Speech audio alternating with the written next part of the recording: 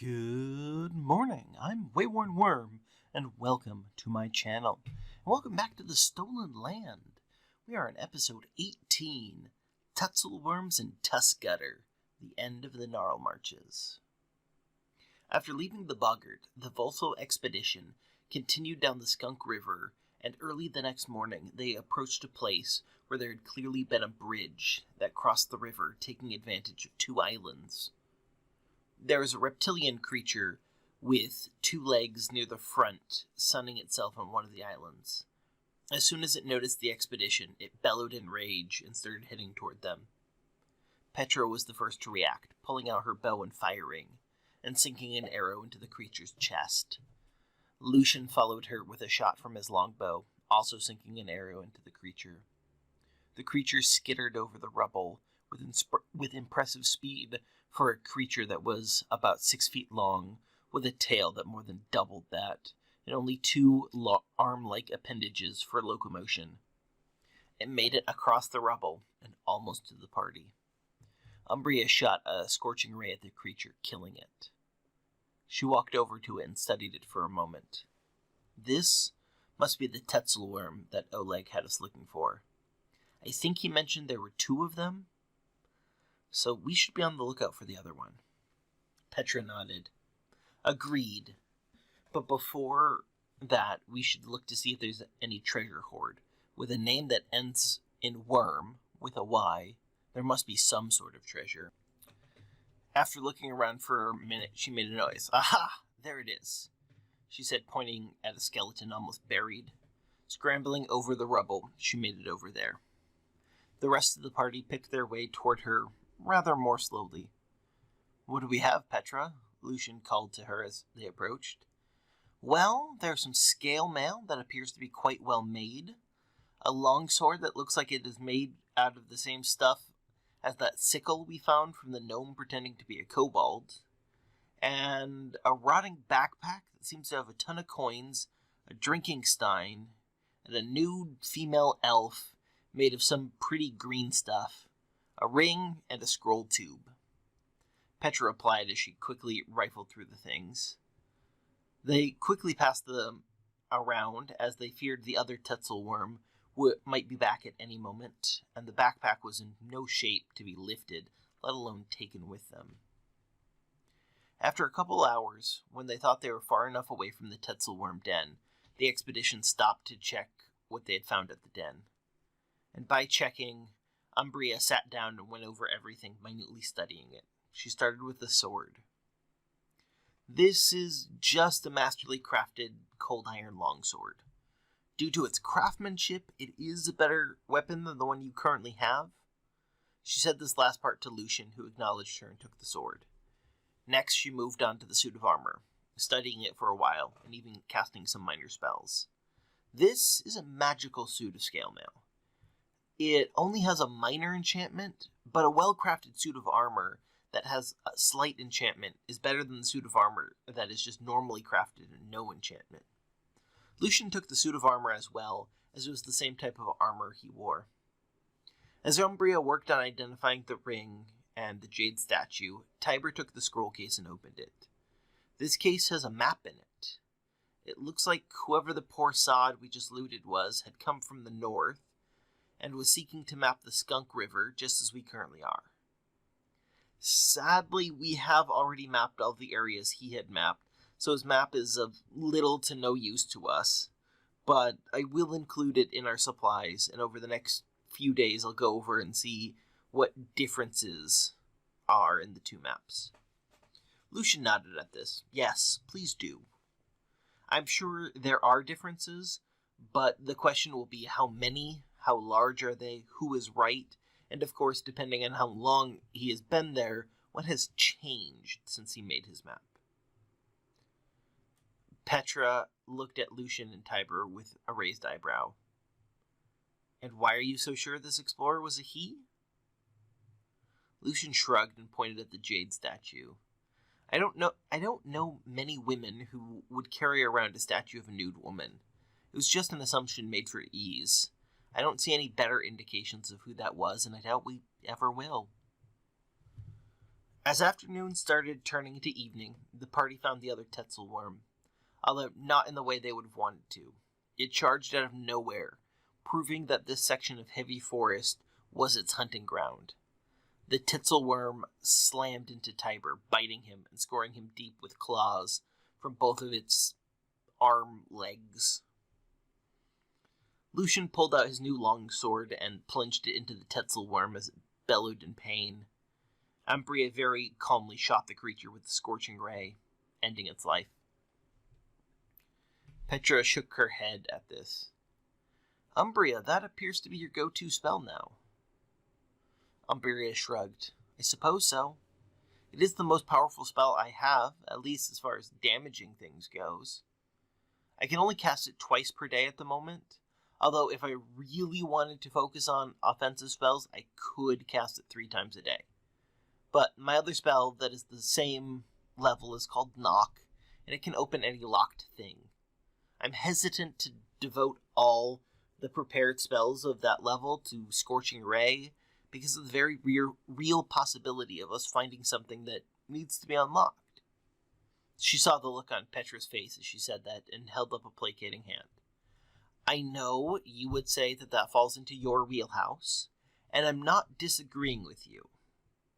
But this spell can do things like unlock magical locks and lift the bar holding a door closed. As far as I know, your thieves' tools can't do that. Petra closed her mouth after that rather hard before she eventually continued. I suppose you're right. They beheaded both of the Tatzlwyrms that day and covered them before placing them on one of the horses to carry. That was all the excitement they had that day as they mapped a U-shape in the Skunk River and a bit of swampland inside that U. That evening they all sat around the fire. Umbria looked up at the sky. You know, in all the time we've been out here doing this, it's felt rather dangerous, and for good reason. But this trip seems to be quieter than most.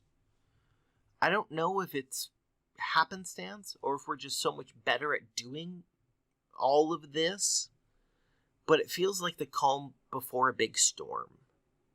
As if the Greenbelt itself knows that we're going to be taking on the Stag Lord before the end of this trip, and everything is preparing for that moment. A thoughtful look passed over Lucian's face at this. You might be right there, Umbria. He leaned back against the log he was sitting against. This place might just be aware of what will be happening and is holding its collective breath. We'll find out in the next few days. Umbria and Lucian's words seemed to be almost prophetic for the next day and a half as the expedition encountered nothing worth writing home about as they continued their mapping of the Skunk River. The good news was that the Narlmarches near the Skunk River were more foresty than swamp-like, so it wasn't hard traveling for them. The weather was fine, at least for this time of year, the rain's holding off for now. Eventually, they reached the point where the Skunk River left the Narlmarches and headed into the Tuskgutter Lake. At that point, they stopped their southwesterly march and turned north to finish mapping the last 20 square miles of the Narlmarches on the side of the Skunk River they were covering this expedition. That evening, as darkness was fully setting in, and they were finishing cooking dinner, a stew made from salted meat, beans, and some edible berries that they had gathered along the way, they heard someone calling from not too far away. Ho there! My name is Agafia Holub. I am a trapper. Can I join your fire for a while? Each member of the expedition looked at each other for a minute, silently arguing the pros and cons of the request, before finally agreeing it was not the worst idea. Either she was telling the truth, and it would be nice to have some company for a while, or she was lying, and at which point any single member of the party should be able to easily subdue her. Finally, Lucian called out to her. Come, Agafia. I am Lucian Volso, leader of the Volso Expedition, and I invite you to join us around our fire for a while. At that, a compact woman came out of the forest, and into the small clearing the party had set their camp in. She pulled the small stool off the side of her pack and gratefully sat both down. Thank you. It's been quite some time since I last had company. She looked over the group. I'm quite happy to finally meet you. I've heard much over the past year. I've met Keston and Jihad at my stops at Oleg's, and have seen for myself how much safer people are feeling when they stop at that trading post now that there's a small garrison. Also, running off the bandits in this part of the Greenbelt has created a much easier time for us trappers. Even when you're not directly doing things to help the prosperity of this area, you're doing much to make the Greenbelt a more prosperous place. Lucian bowed his head at this. Thank you for those kind words, Agafia. We appreciate hearing them. They talked late into the night, mostly about the Narlmarches and Agafia's time trapping in them.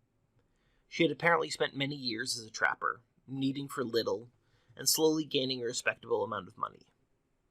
Her hopes were to soon move back to Rustland to become a relatively small landowner, large enough to have others do the actual working of her land, of course, but not much larger than the minimum required for such a task.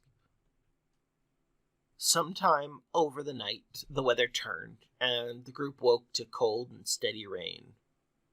They ate their breakfast glumly before bidding farewell to Agafia. She had decided she would stay at the edge of the clearing for a while to try and wait out the rain. She explained that at this time of the year her traps were not particularly productive, and as such she could afford to spend a few days doing nothing along her route.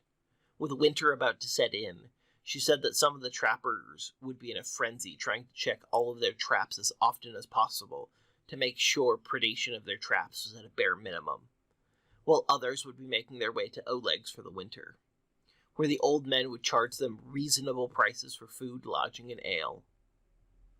She finished her talk of winter habits of trappers with, honestly, I prefer to spend my winters out here in the wilderness and only travel to Oleg's when I have to. I've met plenty of a trapper who've enjoyed Oleg's too much during the winter and wasted all the coin that they'd gained over the rest of the year. During this miserable day, the expedition came across one of their last bounties. In a hollow under a large fallen pine tree, the branches of which had created a natural shelter, the party ran into a large, old boar with distinctive gray bristles. Lucian saw him first, and with a twinkle in his eye said, "Oh, hello there, Old Tuskgutter. So nice to finally meet you." The boar saw them and instantly charged, heading right for Lucian. Tuskgutter only managed to score some of the scales on Lucian's armor as it pushed past. Petra responded next with her short swords. With her first sword, her aim was quite off, and the charging boar managed to hit the flat of the blade, wrenching it out of her hand. However, she managed to use the push to spin in place and land a solid hit with her other sword. The strike threatened to be a devastating one, but Tuskgutter's thick hide kept it from doing more than just slicing him. Lucian followed Petra, striking with all his power at Tuskgutter. Unfortunately, his blade was also turned aside by the boar's thick hide. Tiber pulled out his scimitar and charged the boar, slashing at it. But he, too, found it difficult to penetrate the hide of the old creature. It was becoming clear why Old Tuskgutter was so feared by local hunters and trappers. The creature was not going down without a fight, and that was against 4 highly trained adventurers. Umbria felt cocky as she cast a scorching ray at Old Tuskgutter. That singular spell had brought the end of so many of their combats since she learned it. What she had not expected when she'd cast the spell was how fast the boar was going to wheel around to begin a second charge. The scorching ray passed right in front of the creature as it skidded to a halt. Tuskgutter charged a second time, this time right for Petra. Fortunately, she was able to see it coming, and at the last moment she was able to take half a step and spin in place, touching only the boar's flank as it charged by. Petra took that moment to toss her sword from her non-dominant hand to her dominant one and plunged down on the passing boar. Her aim was true, and she sliced into him once more. Lucian swung again with all his might, trying hard not to turn into anger. Just focus. He found that anger in combat was counterproductive, intended to make a fighter worse at their task. He managed to keep his emotions in check and sliced deeply into the boar, not bringing it down, but clearly hurting it deeply. Tiber was up next, and with a short prayer for forgiveness from his goddess, he brought Old Tuskgutter down. With one last squeal, Old Tuskgutter collapsed to the ground, never to move again. Umbria quickly fell on the creature and started field dressing him. It'll take several days before we make it back to Oleg's, and if we want proof of what we've done, he must be treated now. Why don't you finish mapping the area while I do this? We can all meet back here this evening and find a place to camp. The rest of the group agreed and finished mapping the last of the Narlmarches that they were going to map at this time. When they had finished that evening, relief washed over all of the members of the group. Of the green belt that they were going to map before facing off against the Stag Lord, there's only 20 square miles left. That night, they found a place not too far away from Tuskgutter's lair. They didn't want to stay in the lair itself due to the large amount of bones and offal scattered around it. Everything was cold that night, including their dinner, and it was far too wet for a fire. All in all, however, spirits were high. The next day, they found the patch of fangberries Boken had asked them for so long ago. It was a dense patch that stretched on for several acres. They grew on vines that grew in on each other. The berries themselves were similar to raspberries, and the vines were also like raspberry vines. Covering large sections of the patch were draped in white gossamer spiderwebs. Due to the large thorns, only Tiber and Lucian felt safe collecting the berries. The rest of the party worried that their armor would not stop all of them. During their collection efforts, they had to fight off small spiders about the size of a thumb called chew spiders. It took the two of them several hours to collect all the berries that Boken had asked for, and they traveled deep into the thicket to get the best of the berries. This far into the thicket, very few creatures dared to go, so the berries here were unmolested. Thank you so much for listening to episode 18 of The Stolen Land. Make sure to check in again next week for episode 19, Against the Stag Lord.